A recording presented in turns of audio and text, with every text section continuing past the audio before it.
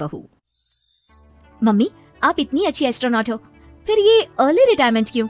क्योंकि बचपन से मेरा बस एक ही सपना था, जिसके लिए मैंने लाइफ में बहुत कुछ खोया और छोड़ा।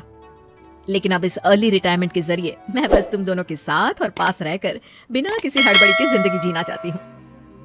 सास की बात सुनकर काजल मुस्कुराकर चली जाती है।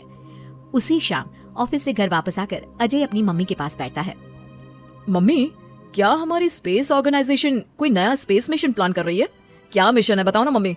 हे भगवान, शरीर इतना बड़ा हो गया लेकिन दिमाग आज भी बच्चों से गया गुजरा है। घर में आया नहीं कि सवाल शुरू। तो तुम जवाब दे दो ना। मैं क्या जवाब दूं? जैसे तुझे मेरे रिटायरमेंट के बारे में पता ही नहीं। इतने समय से तूने मुझे ऑफिस जाते हुए देखा क्या? फिर मुझे कैसे पता होगा? जा, तेरी पत्नी से पूछ, वो रोज ऑफिस जाती है। माँ की बात पर अजय आवाज लगाकर काजल को बुलाकर वही सवाल उससे भी पूछता है, पर काजल उसका कोई जवाब नहीं देती। और बोलो पत्नी से पूछने के लिए, मैडम जवाब ही नहीं दे रही। सवाल जायज हो तो जवाब मिलेगा ना, तुम्हें अच्छे से पता है। कॉन्फिडेंशियलिटी रूल्स के चलते हम किसी से भी ऑर्गेनाइजेशन और मिशन से रिलेटेड कोई बात नहीं कर सकते। वो तो पता है, लेकिन मुझसे भी छुपाने का मतलब समझ में नहीं आया। वो मम्मी, रिटायरमेंट एप्लीकेशन के बाद से आपने ऑफिस भी आना बंद कर दिया। सबको लगा कि अब आप इंटरेस्टेड नहीं होगी, इसलिए इन्फॉर्म नहीं किया। क्या तुम भी इस मिशन का हिस्सा हो? मैं ही इस मिशन की लीड साइंटिस्ट हूँ। ये हमारा अब तक का सबसे बड़ा और इम्पोर्टेंट मिशन है। अगर ये सक्सेसफुल हो गया तो दुनिया में हमारे नाम के साथ मेरा प्रमोशन भी पक्का है। काजल की बात सुनकर दोनों माँ बेटे हैरान रह जाते हैं, लेकिन फिर सब साथ मिलकर सेलिब्रेट करते हैं। अब दिन बीतने लगते हैं। काजल स्पेस मिशन के चलते पहले से ज्यादा बिजी हो जाती है और देर तक ऑफिस में समय बिताने लगती है।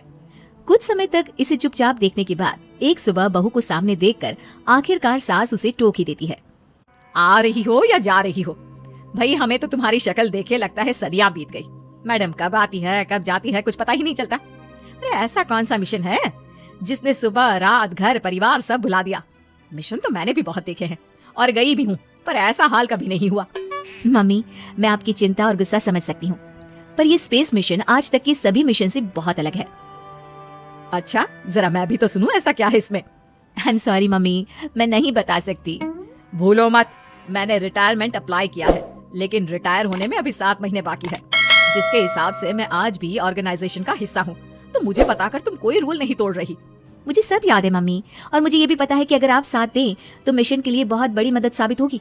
पर सीनियर्स ने रूल बनाया है कि इस मिशन की इंफॉर्मेशन सिर्फ उन्हीं के पास होगी जो इसका पार्ट है, और मुझे तो उन्होंने खास अपने पास बुलाकर ये समझाया था। बहू की बात सुनकर सास सोच में पड़ जाती है और अगले दिन खुद भी ऑफिस पहुंच जाती है।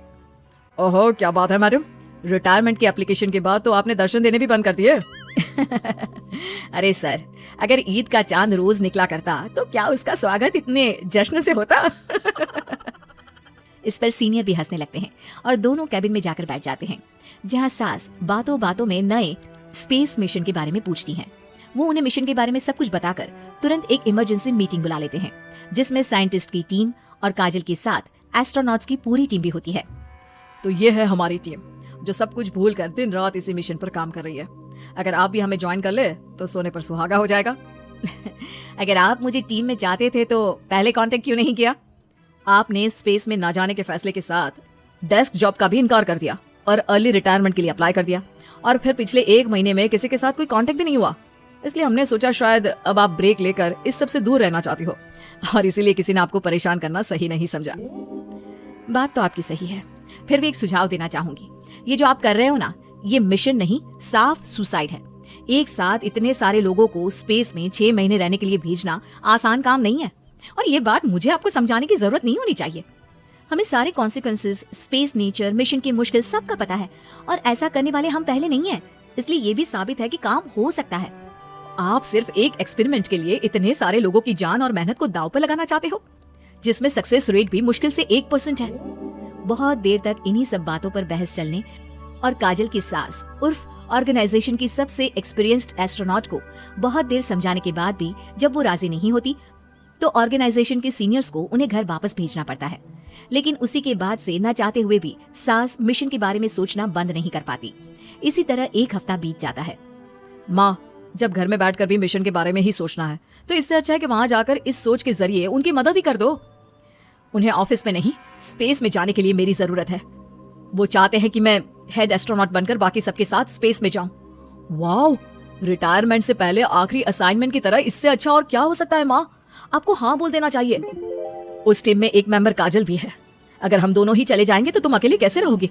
वहां से जिंदा वापस आने की कोई गारंटी नहीं बेटा। अब भी हमें भेजना चाहते हो क्या? जिस दिन से आपको पहली बार स्पेस में जाते देखा है, तभी से ये डर और पॉजिटिविटी दोनों साथ लेकर जीना सीख गया हूं। आप जाओ माँ, मुझे पूरा भरोसा है आप दोनों वापस भी आओगे और देश के साथ मेरा नाम भी रोशन करोगे। बेटी की बात सुनकर माँ के अंदर हिम्मत आती है और वो एक बार फिर स्पेस ऑर्गेनाइजेशन पहुंच जाती है, जहां उसके फैसले से सब बहुत खुश होते हैं और स्पेस मिशन की तैयारी पहले से ज्यादा जोश में शुरू हो जाती है। कुछ ही समय बाद दोनों सास बहू स्पेस में पहुंच जाती हैं।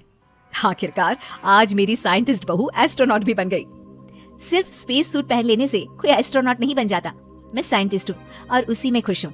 अगर मिशन की रिक्वायरमेंट नहीं होती तो शायद कभी यहाँ आती भी नहीं। इसी तरह दिन पर दिन स्पेस की अनेक मुश्किलें और दिक्कत सहते हुए देखते ही देखते 6 महीने बीत जाते हैं और नामुमकिन को मुमकिन करके दिखाते हुए सब सही सलामत अर्थ पर वापस आ जाते हैं, जिसके बाद से दुनिया भर में ये मिशन सास बहू की अंतरिक्ष यात्रा के नाम से